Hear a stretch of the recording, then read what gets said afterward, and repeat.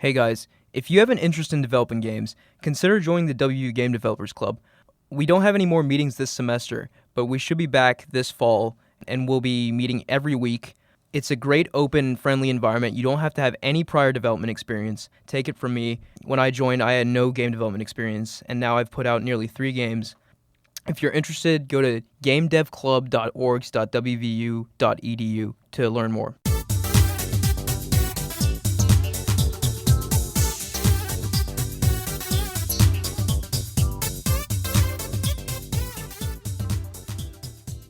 Hello, everyone, and welcome to episode 5 of Game Talk. I'm your host, Ahmed Mian. This week, I'm joined by Connor Haynes. Hey, guys. And Michael Dumeyer. Hello. Game Talk's your weekly show where we talk about the gaming industry and anything game-related. This week, our first topic is arcades. Arcades became highly popular in the early 80s. We all grew up in the late 90s, early 2000s, right? So we kind of missed that wave. But I'm sure we've all been to or experienced an arcade in our lifetimes. Connor, off the air, you actually just mentioned you were in an arcade recently. This weekend, I was at an arcade in Morgantown here called Bent Willie's, and I gotta say, it was fun. It was mostly pinball, but that's still an arcade game. But I was enthralled. I was at Miss Pac-Man the whole time. Oh yeah. They had an original Miss Pac-Man, and it was 25 cents. All the newer games were 50 cents. So I only had like $2. So I was on Miss Pac-Man. Why do you guys think that arcades have kind of like faded from relevance? I mean, my guess is that the rise of like console gaming. I mean, you have video game consoles at your house. You have games on your phone. There's no real need for a dedicated place to go to play games with people anymore, right? So Is that fair to say? Yeah, I think you're right there, but I still think there's an appeal to an arcade. Oh, there certainly is. There's nothing else like it. Like, I saw people competing for high scores and stuff, and I, wanted to be a part of that. But yeah, all the games that they offered, you're right, I could play at home. Mm-hmm. And so I feel like a big part of the reason they've fallen away from the mainstream is that in the 80s, they offered an experience that was far better than a home gaming experience. Yeah. And they could still do that, but they choose not to. No, they could do that, but wouldn't that be an exorbitant price? I mean, maybe, but an arcade cabinet's already fairly expensive. Putting better parts inside of it, I don't think would increase the cost that much. I mean, and all the arcade machines you see regularly, they're all ancient. Yeah, and I think that's the sort of, and for arcades that are open today, that's the sort of draw, right? Sort of capture that golden era nostalgia, I don't think so. I think I would be really interested in a modern arcade. No, I certainly would be too. And that kind of brings up the point of barcades, Have you ever been to one? Well, I haven't.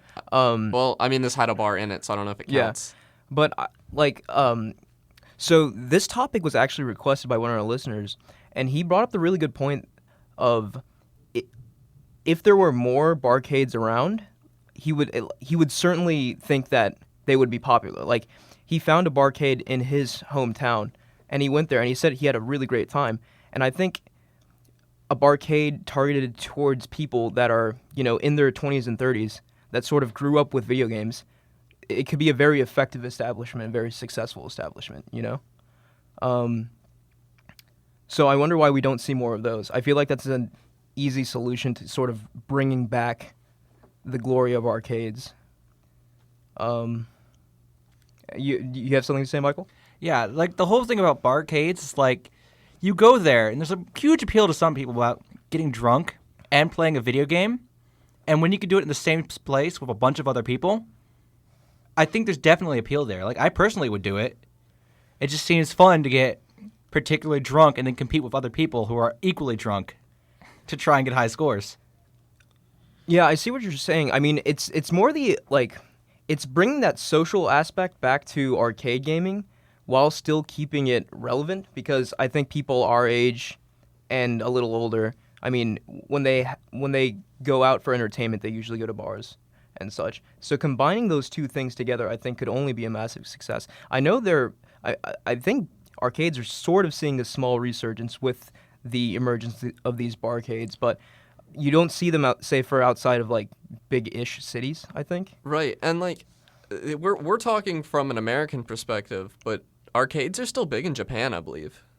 Really? Like, I think Sega still makes a ton of arcade machines, and I think Nintendo even has some in Japan, and that's super interesting and all. And they did what I was saying before. They offer, like, a high-fidelity experience, you know? It's not something you could do on your PS4. Right. Yeah, I'd be interested to see, VR arcades. That could be a very cool thing, you know? I think, You got to worry about pink eye. yeah, you have to wipe it down with hand sanitizer and stuff every single time you use it, but I think that'd be a very cool way to sort of bring VR, the appeal of VR to a more mainstream setting, so more people can check it out and see what it is, while also kind of giving a boost to arcades. I And agree. There's bringing just them out of stagnation. I think that hasn't happened yet because the opportunity cost, I think is the word. It's a really high starting cost. Mm-hmm. And then, Yeah, and the software doesn't exist either. So they'd have to build the building. They'd have to make the game. the library of like- games definitely needs to expand before that becomes, I think, a viable option. And also, like, you can't make a normal game and play it in an arcade. Like, it has to be custom tailored to that distribution model. Mm-hmm. So you can't, like you wouldn't go to an arcade and play Skyrim. It would be stupid. Yeah, no, arcades are better suited for more social games, certainly. Just kind of bringing you back to the VR idea, it would be cool to do it, but again, kind of running into the wall of cost, you know? How expensive would it be to furnish your arcade with a couple dozen VR sets, with all the accessories that go along with that, keeping them stocked full of games too? I don't know if you could justify the cost of that. I also don't think you could be a barcade with VR. I don't think. Would that be something entirely new then? Well, I don't think you. Yeah, I mean, Because VR is I think a inherently VR-cade not a social activity. I think you a know? VR arcade could be cool, Yeah. but you couldn't serve alcohol there for sure. I think that would be dangerous. Yeah, very dangerous. People would be throwing up Yeah, very easily. and also like just falling probably. Right. So kind of getting back to the topic of arcades, do you all have any, favorite arcade games or memories of arcades when you were little? I personally, there was an arcade where I grew up that kind of, it had the arcade games, but it also had laser tag and it also had, racing. So it'd be a fun little place for me and my friends to go, like on the weekends, like collect tickets, maybe play some laser tag. I don't have any memories of specific games, but all I do remember is that the majority of the games that I played were social, and I mean that's my experience. What about yours? I would say I don't have a ton of arcade experience. Mm-hmm. I distinctly remember hating Chuck E. Cheese as a kid. Right. Like I loathed that place, and I just hated every birthday party my friends had there. Right. But this weekend I had a pretty good time hanging out, watching some people play pinball, playing Miss Pac-Man. I played some karate. I think it might just be called karate. It's like one of the. Was it a fighting game? Yeah, it's a fighting Okay. game, and it's just a guy in a white gi and a guy in a red gi, and your movesets are identical, and you fight. And it was pretty fun. It was, a quarter. What about you, Michael? Well, unlike Connor, I actually enjoyed Chuck E. Cheese's as a kid. Mm-hmm. And that was my major arcade experience, other than like Valley Worlds of Fun down in Fairmont. Like, there's not a lot of big arcades around Morgantown. I completely forgot that Chuck E. Cheese is an arcade. Yeah, that's because it's awful. Yeah, I've had some bad memories. I had this like guy in his like mid 30s, early 40s, really overweight, sat on a go-kart game the entire time we were there. We were there for 3 or 4 hours, and he did not move. He just sat there. There was a line of kids behind him. Yeah, that's not a very good look. I just Yeah. remember how bad the pizza was. Skee ball is fun though. Skee ball, Chuck E. Cheese always has Yeah, skee skee ball is pretty cool. and that's a good game. They also had what's it called? Air hockey? Air hockey's Yeah, good. and that's fun. I don't really think of So, arcade. yeah, that's another thing. Like most quote unquote arcades that I've been to have had these other things. So do you think maybe something that could make these places more successful is the addition of non-game elements? Oh yeah, I think so. I mean, I think so too, but then like I heard recently that the one I went to as a kid is closing down. So I'm like, I guess it wasn't enough. I don't know. I don't know enough about the business side of things, I guess, to say one way or another. Yeah, I mean, arcades I mean, they're certainly a cool relic of the past, but they've definitely been on a steep decline ever since the height of their popularity, and that I don't think that's going to change anytime soon, even with the introduction of barcades, unfortunately. No, I think most media, you got to take a step back from video games and see, like, theaters had to change recently. Right. Because people didn't want to go out to watch a movie anymore. Yeah, that's an increasing just social trend that everything's available at your fingertips now, and you have less and less reasons to leave the house. But the theaters reacted by, some of them dropped prices, Mm-hmm. some of them became, like, a luxury experience. Like, they sold you... Serve you food and all of Yeah, that. they sold you, like, they got better chairs, they got better sound systems. Like, they really sold you on the experience because suddenly they had competition. Mm-hmm.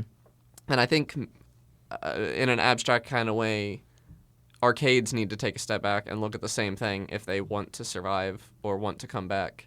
But it's not a simple thing. Maybe an arcade could just sort of turn into like a dedicated place where you could just go with your friends to play multiplayer games. Like, I mean- what if an arcade just had like 10 GameCubes and like 5 Xboxes and controllers to furnish like all of your needs?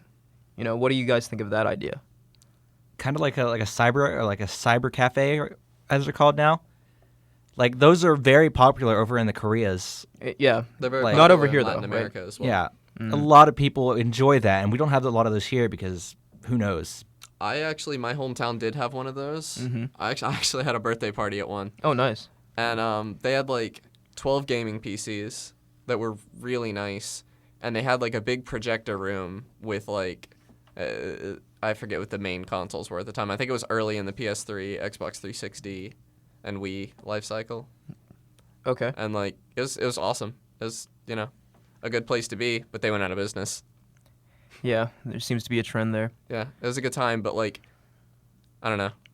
I think they overestimated their market by having that many PCs because I never saw that many people there. Right. Yeah, and I don't know. Sorry? Four Horsemen at the mall here actually has gaming PCs in it, I believe. Oh, really? Yeah. I don't know how high end they are because I think mostly they're playing League of Legends on them. Mhm. But they have like 10 of them, I think. Yeah, I think for hosting tournaments. it'd be wise for an aspiring barcade to sort of aim for a small, like, kind of private venue, and if the popularity and, like, the attendance is there, then maybe think about expanding, because the demand certainly is less than we'd like it to be. I think Four Horsemen is a comic book shop here in Morgantown. And I think they have the right idea though, like because it's not their only income. Right. So they have other stuff going on, but like the arcade, So they're a shop and yeah, so arcade. like the arcade would give me a reason to come and hang out and all. And, comic shops have been doing this for years. They have D&D, they have other stuff. They give you a reason to hang out and then they also sell you stuff. Mm-hmm. And I think that's, maybe a business model other places could adapt to have arcades. Right. Any concluding thoughts, guys? I think I've said everything I have. Yeah. Yeah, it's unfortunate to see something so beloved kind of reduced to the state it is now, but there are definitely places out there, dedicated places out there that keep arcades alive, and sort of they're places that you can go to if you ever kind of want to step back in time into a more, popular era for that sort of thing. All right. Our next topic is licensed games. So licensed games are any game based on an already existing IP that's licensed by the game's publisher, and the most common example of a licensed game is like a movie tie-in game. Like, for example, The Incredibles movie comes out, and within a few weeks of the movie coming out, The Incredibles game comes out. And licensed games really kind of have a reputation for being mediocre. I think With- mediocre is a nice word. Yeah, really just god-awful in every sense of the word, with some notable exceptions. But I kind of want to talk to you guys about why that is, and if what your experiences with playing licensed games are, and if you actually enjoy any. I think real quick we should all just say our favorite licensed game we've ever played. Oh gosh, okay. So I would- I'll start. Yeah. Mine is Scott Pilgrim versus the World, the game. Okay. It's like a Battletoads clone, almost. It's like you just play as the characters from Scott Pilgrim, and you get to punch people on the streets. Was it actually good, or was it? Oh, it was because amazing. Oh, I love okay. it. I still play it. Nice. It it had a soundtrack by Anna Gucci, which is a pretty big deal. It It was just a really good game. I mean, and it actually told a different story than the movie or the books. Nice. That's always It had a lot of love, appreciated. yeah. A little bit of creative Yeah, difference is definitely appreciated. a lot of love was put into that game. What about you, Michael? Honestly, I really enjoyed the Simpsons game. Nice. Because Which it was, one? The newest one. The that they put movie? out. Based on the movie? It wasn't based on the movie. It was like its whole unique experience, and it did licensed games well, where it took the whole universe and added its entirely new experience with putting like little references to episodes here and there. The one that immediately comes to mind was Spider-Man 2 for the Oh, PS2. yeah. I really, yeah. really enjoyed that game, and it was entirely based off of the plot of the movie, the Sony movie that came out around the same time. But just, I think it was one of the first games to really kind of capture the sensation of like an open world New York, especially with Spider-Man's powers, being able to scale and swing across buildings the way they had it was really enjoyable. They kept that formula and kept making Spider-Man games too. Which, I mean, those are still licensed games, but they weren't movie games. Right. And they kept being good. I don't know Also, if they were ever as good. I mean, coming out soon-ish is Insomniac's new Spider-Man game, the PlayStation 4 exclusive, which is a licensed game. And so, it looks good. And it does look good, yeah. So maybe it could start a trend of licensed games. Well, also, being licensed acceptable. games, it's not that they're not good anymore. It's that they don't exist recently. I mean, like, you don't get movie games. Yeah, you know? I've noticed that. We've had, like, Shadow of Mordor. We've had the Lego games. But we haven't really Those had... aren't movie tie-in No, games. Yeah, they're just based off of licensed IP, games, yeah. And I think the reason that is that we don't really have AA games anymore. Mm-hmm. And I think most licensed games tended to be at that, that halfway point between low budget and high budget. They were somewhere in between because they were just usually quick cash grabs, Right, and plus, I mean, publishers, I mean, the license kind of put constraints on the development. And they were like, you have to put this game out within X amount of time of this movie, and a lot of times that sort of constraint is not enough for a developer, right? Yeah, Like, I mean, I think the classic example is E.T. oh gosh, for the yeah. NES. Like, that guy, I forget what his other game was, but he, in the same year, made Game of the Year and E.T. Yeah, it just goes to show that, I mean, a quick cash-in with little development time, I mean, you're going to make a little bit of money, but is it really worth the hit to your reputation? Probably, I would say not. It isn't anymore because where gaming is, like, bigger now. Right, and, like, gaming's it's more evolved. expensive to make a game than it used to be, I think. And also, I think that's another reason why we're not seeing so many licensed games, or that we're seeing licensed games in like a less like blatant copy way, such as like a movie tie-in, Right. and in a more intelligent, developed way, such as Shadow of Mordor. Just kind of takes the world and the lore of Lord of the Rings and makes its own new, fresh experience out of it. Right. Licensed games aren't gone. They've just moved to mobile. Oh, really? Yeah, a lot of You want movies... to talk about that a little? I don't know much about it. I just know that I didn't know that was a thing. it's cheap to make a mobile game, yeah. and, like, everybody has a smartphone now. Mm-hmm. So, yeah, there's a lot of licensed games on the Android market, on iOS, I assume. I haven't played any of them, but they don't look great. So these are games just based off of movies that are coming out, or They're usually, like, clones of whatever's popular at the time using movie characters. okay. So, like, I've seen, like, an Infinite Runner kind of Spider-Man game, I think. Oh, I see what you're saying now. Okay. Yeah, so, it's whatever. They're not hurting anybody. So And they're usually free. They're free to play with in-app purchases or something. okay. So if you were consulted on how to make a licensed game interesting and better, how would you do it? I would say, personally, just to not sort of make a remake of the IP, but sort of take the idea and put a fresh spin on it. Right, I agree. I think, like, if you're trying to take something from another medium, like a movie or even a song, and you're trying to make a game about it, you shouldn't look at the story of the thing so much as the feeling it gives you Exactly. while you're watching it. And then I think you should take the characters in the world and try to recreate that feeling instead of recreating the events of the movie, probably. I or absolutely agree. the song. And I think that, that's what I think of with the Scott Pilgrim game. That's And I certainly think developers would be happier doing that right? Right. They get to sort of flex their creative muscles. Right. I think Whereas- the best licensed games are like labors of love. Like they really love Absolutely. the IP. I think, and I'm getting that sort of vibe from the Insomniac Spider-Man game. Yeah, I me don't too. think it's like, hey, we've got a new Spider-Man movie coming out, churn out a game. I think it's No, I don't think they have They- anything to do with I each think- other, really. they don't. They're entirely separate Spider-Man universes. That's already been confirmed. Okay, good. But I think it's really smart that Insomniac was approached like I don't think Insomniac has ever done a licensed game. They've always put out high quality Sony or Microsoft exclusives, right? I say Microsoft because of Sunset Overdrive. I don't know Insomniac that well. Did they do Spyro?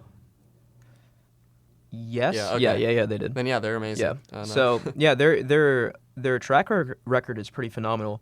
So I'm Did- really excited to see what they Did do they with not that. do Tony Hawk Pro Skater? I never played the Tony Hawk game, so I wouldn't know. I think they might have. I'm gonna look it up real quick. I'm gonna put my 2 cents in while he's looking that up. Sure. But like good licensed games like Total Warhammer or Total War Warhammer, what it's properly called, but everyone just calls it Total Warhammer.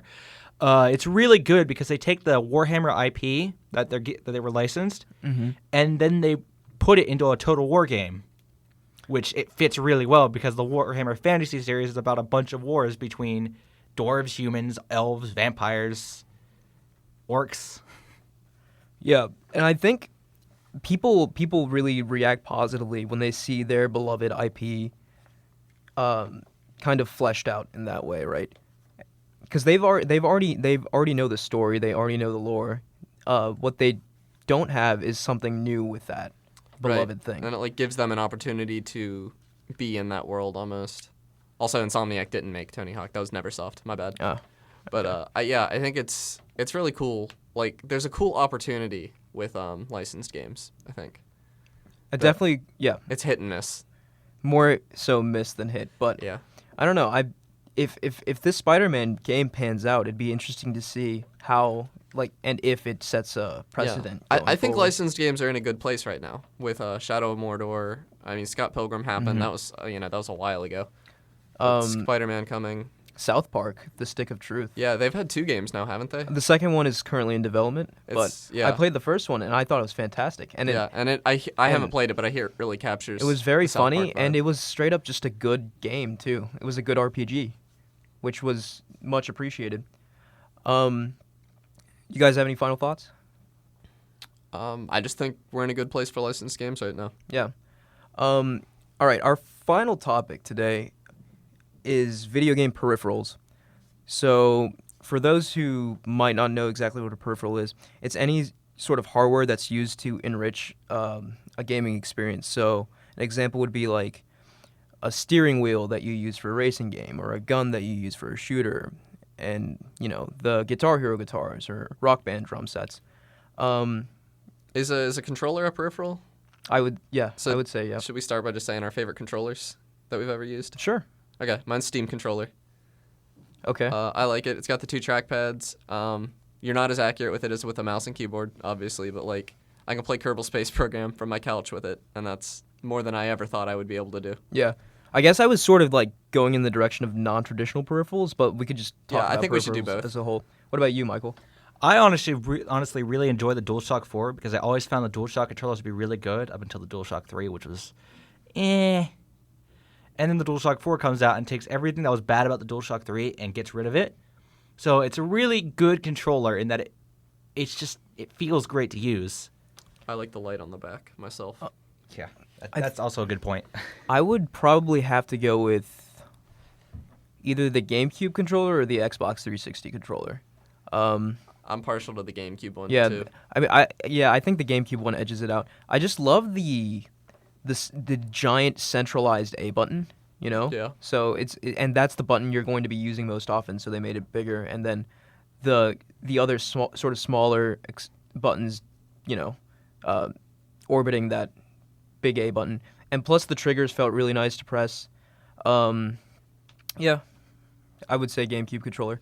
What about what kind of non-traditional peripherals have you guys used? I have a joystick, like a flight simulator joystick. I I'm having trouble explaining it. It's got like a throttle on it. It's Okay, got, I can kind of you visualize can like a fighter jet kind of thing. You can rotate it, and it's got a second joystick on top of it that you can control with your thumb, sort of.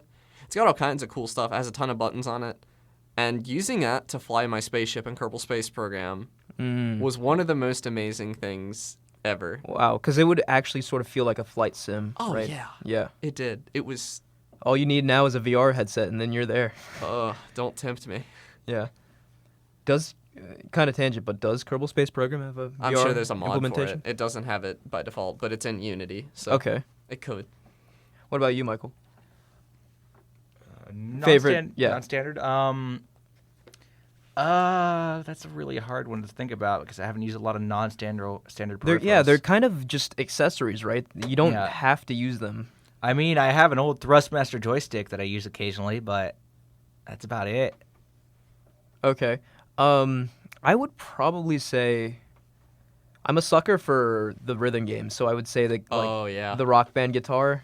Yeah, I enjoy Um, those. Yeah, I mean, that was such a brilliant idea, that kind of revolutionized how rhythm games worked. Dude, Having actual instruments that act as input. Yeah. Rock Band VR has almost sold me on getting a headset. Is that out? I don't think it's out yet. Yeah, that would be. I mean, I want seeing that in like my life. the so crowd bad. in front of you Oh my God, while you're yeah. performing. That's kind of crazy, yeah. But yeah, some other notable ones that kind of just are on my mind that I know were really popular, like the Wii Fit board. Oh yeah, I had one of those. Yeah, I had one of those too. Like, Never used it, but but it's crazy that I a don't know. cool It's peripheral. it still sort of blows my mind that that thing existed. yeah, I'm. People It actually sold well, Yeah, too, no, didn't it it? sold very well. People actually exercise using Wii Fit. Yeah, I mean, Nintendo was on it that gen, Yeah, making and then, money wise. Yeah, making money wise, and then know. they just weren't on anything at all. Yeah. And now they're kind of on it. Yeah, they're pretty again, on it so. right now, I'd say. Rumble Pack on the N64. Oh yeah, that was a good. That one. was a huge game changer to the extent that all controllers going forward have essentially what is a built-in Rumble Pack in their controllers. Yeah.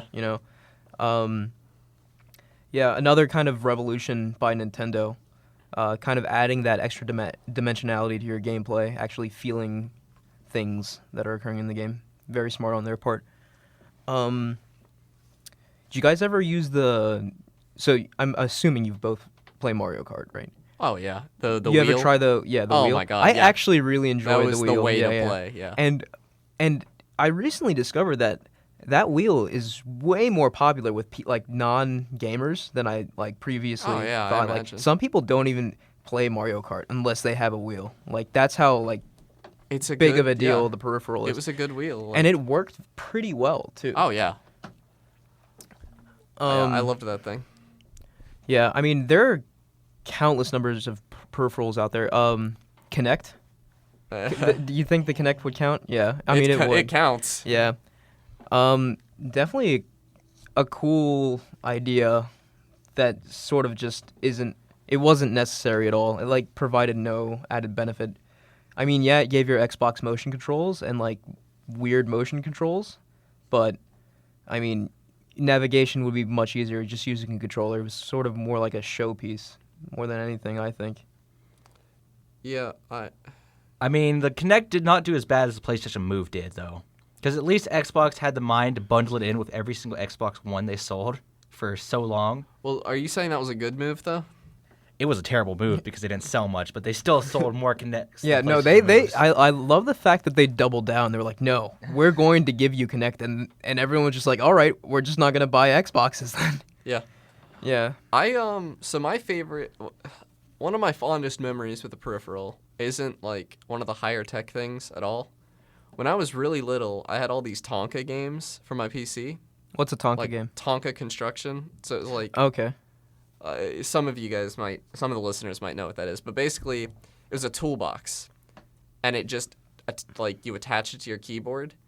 And you would press buttons on the toolbox. And it pressed keys on the keyboard. It didn't actually have any, it was just a piece of plastic. I see. Yeah. And it would make stuff happen in the game. And it was like cutting wood and like hammering nails. It was just really silly. That's little, that's a very strange peripheral. It was Yeah. like little kid stuff, and it was like playing construction in a game, and I loved it. I had like 2 or 3 of them. It was one of my favorite things when I was little. Speaking of strange peripherals, what about the Steel Battalion, like, entire cockpit peripheral? The what? Wait, what? Have you not seen the Steel Battalion peripheral? I Yeah, haven't. why don't you describe it for us? Well, imagine, you know how, like, a mech cockpit looks? Like, you Vaguely. have all these Yeah. buttons and stuff? Now imagine that in a physical peripheral for a game. So like just So the it was- buttons are like. It's insanely the complex. entire like, cockpit? The entire cockpit. Like, So you how have to big flip was a this button thing? to eject. Oh, I have seen this. It's like, So is why? it like something you step into? Like how did that you work? not step. It sits in front of you. Hold on, I'll pull up a picture. It's not like the whole. It's not like the actual glass and stuff that you're looking at. It's Okay. just like the control panel, I see. and it's. Wow, that's pretty hardcore. But usually, okay. if the people have that, they've usually got the triple monitor set up, and you know they have a cockpit built in their Right. rooms usually. By the time they paid for this Jeez, thing. some people are pretty dedicated. Yeah, I mean, this isn't a visual podcast, but what Michael is showing me is pretty impressive. Yeah, this has pedals, guys. Although I guess a lot of the steering wheels came with pedals. I actually thought about I building mean, I thought about Rock buying. Band drum set came with a bass pedal, I know. I love Rock Band. which Don't was even- like the bane of my existence, dude. Like Oh, I know, that I could hurts. not. Yeah. Yeah, it destroyed my ankles. Oddly enough, Steel Battalion was an Xbox game. Really. Yes, it was an Xbox exclusive. So people who wanted to play this game, so I'm guessing the peripheral was optional, right? To control, it requires the use of a large controller made specifically for Steel Battalion So that it has requires it. 2 control sticks and around 40 buttons. That's absolutely absurd. Okay, I can't imagine there many sales people. numbers on there? Yeah, many people buying that thing then. It was really limited, so it's. I don't know how much they sold on it. Let me see. Probably not many. Anyway, But yeah, go ahead. I really considered getting a racing wheel, some pedals, and like a stick, because I just thought, you know, racing. I already had a gaming PC that Right. could do really high fidelity stuff. I thought it would be really cool to have, you know, a wheel that had resistance and all. But I lost interest before I spent the hundreds of dollars. Yeah. Thank God. So what do you guys think? How do you guys think peripherals have impacted gaming as a whole? I mean, I don't see it so much as a positive or negative effect. It's sort of like an optional thing that's just kind of exists to enrich your experience. Yeah, I think they're pretty cool. I think having them as an option definitely enhanced my Kerbal Space Program experience, but I'm also really glad that the developers didn't decide to design based on you having one. Absolutely, that would have been a disastrous route to take. Right. But also, you know, I'm sure that mech game was something very special because they designed around a peripheral. And, you know, like the Wii was designed around the Wii Remote and stuff like and that's kind of a peripheral. In games that are made But for it seems VR. like just kind of looking at gaming as a whole, like it seems that whenever you stray too far from the core of controller, display, game box, people seem to not be as interested, you know? I mean, the fact that largely the newest consoles like the PlayStation 4 and Xbox One are like functionally the same as, you know, the SNES. They're still boxes that you play games in with a controller, right? I mean, you lose that familiarity when you move away from that. But I think you can do some very special things. Like, I mean, it's not really a peripheral, but, like, you couldn't have done Pokemon Go on, you know. I guess a change in peripheral can be almost as powerful as a change in platform sometimes. It could be, yeah. Like Duck Hunt, for instance. I mean, that was big, wasn't it? It I it don't- certainly was, yeah. Yeah, and certainly for the sort of more genre-based games, like a racing game makes sense to have a wheel. A shooting game makes sense to have a gun. Right. It's for the really hardcore market, I think. Certainly. I think that it's really great to have the option present. Any final thoughts? Yeah, like peripherals really could sell a game, especially going back to Steel Battalion again, because it got like an 83 on Metacritic, so it was actually a decent game. It really appealed to a lot of people who wanted to be in like a mech cockpit, so they built that around that. It really appealed to like the hardcore sim audience. And sometimes you just need to do that by offering these outrageous controller assemblies for like $200. Yeah, I mean, certainly that didn't sell too well, but I'm sure that the hardcore audience very much appreciated the gesture. Actually, Steel Battalion did break even. It sold like 1,500 copies in Japan. Oh, wow. Well, that was enough to I don't break know. even? Yeah. It also saw. I didn't get sales numbers for America, but the producer did say it did break. But even, breaking so. even, I don't think is enough to just greenlight a sequel or anything like No. that. Yeah, so It did get a sequel actually. Oh wow. yeah, so a labor of love then.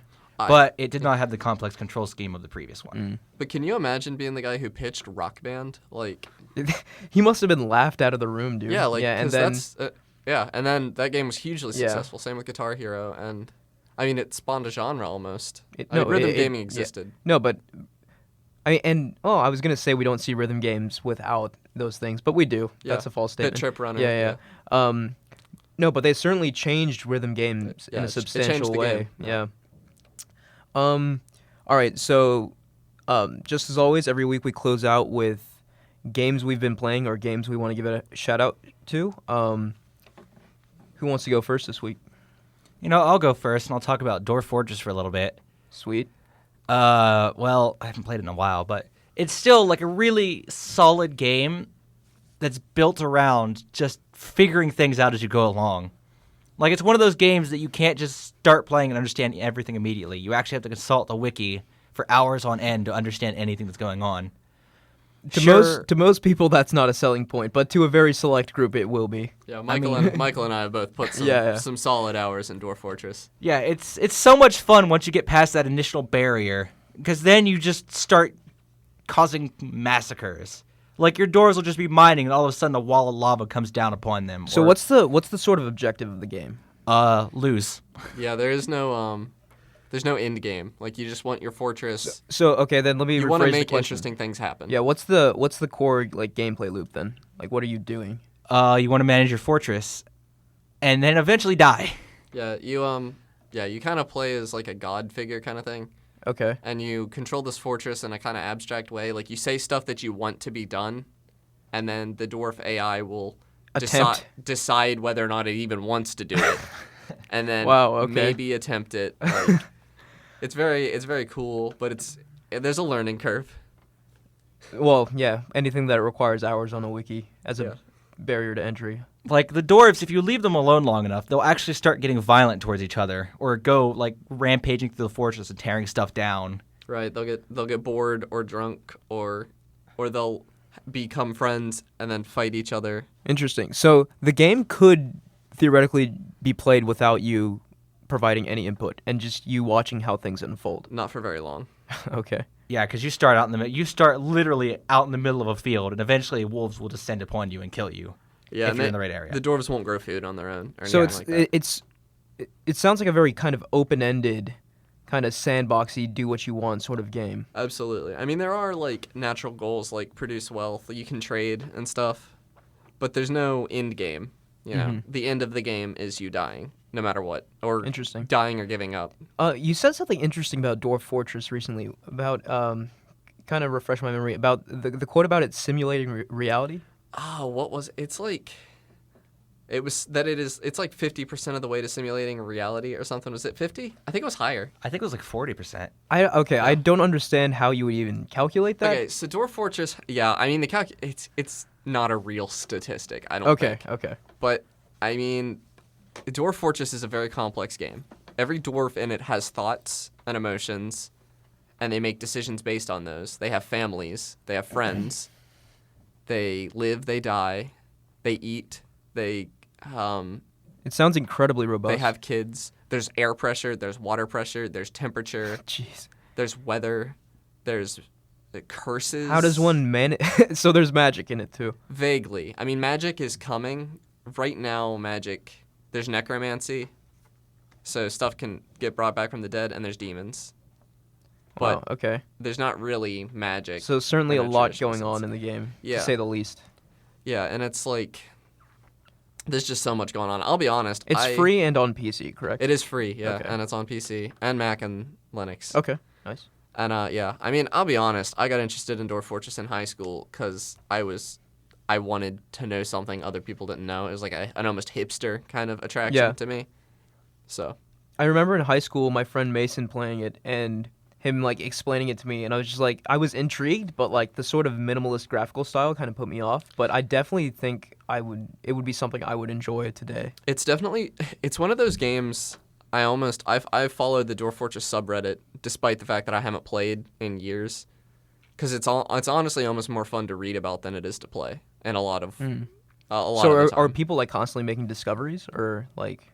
Yeah, I mean, I don't think people. You were telling me before, Michael, that people don't really know about all the types of monsters you can run into. Yeah, because they're all randomly generated. There's not even a list of everything that could be possible in the Interesting. combinations. Okay. And it's not just like cosmetic differences, it's like significant differences that actually change the way you would approach a situation. Very cool. That's why Toady is so well respected in the procedural generation world. Hmm. Wow. Definitely interesting to see how that game develops because it certainly sounds like he's not done working on it. Yeah, Michael, you were telling me something interesting a second ago. Like how long? He's been in that for 10 years, and he has plans for if he dies before it's finished for the source code to go public. Wow. Wow. Truly a He, magnum opus. I don't even believe he considers it halfway done. Wow. And he's not even a coder. He's actually like a mathematician. Yeah, I mean he's a coder now. Yeah. Well, yeah. He was a math major, I believe. Interesting. And it's all one dude, and Oh wow, I didn't know that. it's That's a guy, incredible. and his brother's more of an idea guy, I believe, and Wow. maybe like playtesting. And it's free. So is this just a labor of It's donation. He lives on donations. Okay, gotcha. And he's doing pretty well right now. He has a Patreon. Oh, think. nice. Okay.